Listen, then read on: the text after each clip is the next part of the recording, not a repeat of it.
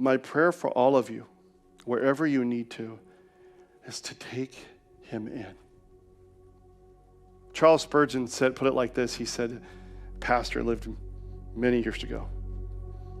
He said, take, for example, he said, if there's a piece of bread on the table, and I tell you that I'll have that bread for my own, I can take that bread in my hand, and you can say, well, I'll take it out of your hand. Charles Spurgeon said, well, I'll do more than that. I'm going to eat it. I'm going to chew it. I'm going to digest it, that it may become part of my own being. He said, there's no way you're going to get away from me then.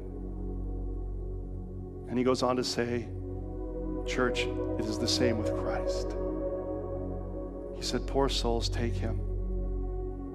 Believe in him. Trust him. Receive him. Follow him. And then the more that the devil tries to take him away, trust him more and more and more. Plunge yourself deeper and deeper into the sea of salvation that is Jesus Christ. And to the man in whom they wrote, there is salvation in no one else. For there is no other name given among men under heaven by which we must be saved.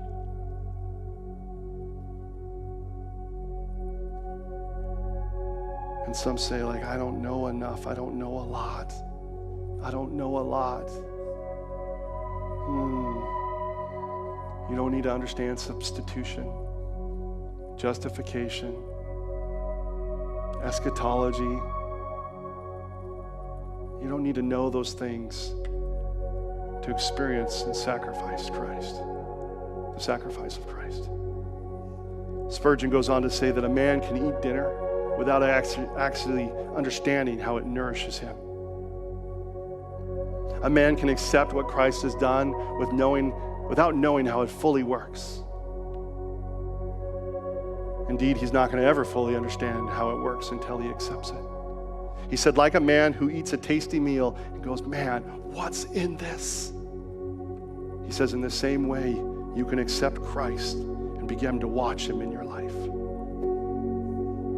Some of you here, you may not know Christ at all. Some of you, you know Christ as part of the church and you're here for religious duties. Some of you, you say you know Christ, but you don't feed yourself with him, his word. He's a Sunday thing only. Some of you have been in the church, you've been following him for so long, but it's become duty. It's become routine. It's become tradition. Jesus says, I am the way, the truth, and the life. John 6:35, Jesus says, I am the bread of life, that whoever eats of me will never hunger again. Oh, that's my prayer. My prayer is that we will all marvel at Christ. That in the areas of our lives that the Holy Spirit will show us where we are not taking him in, where we're not digesting him into our lives, where we're not marveling at his salvation and his Holy Spirit, that we would fall in love with him all over again, at who he is and what he has done, that we may proclaim his glorious majesty to all around us.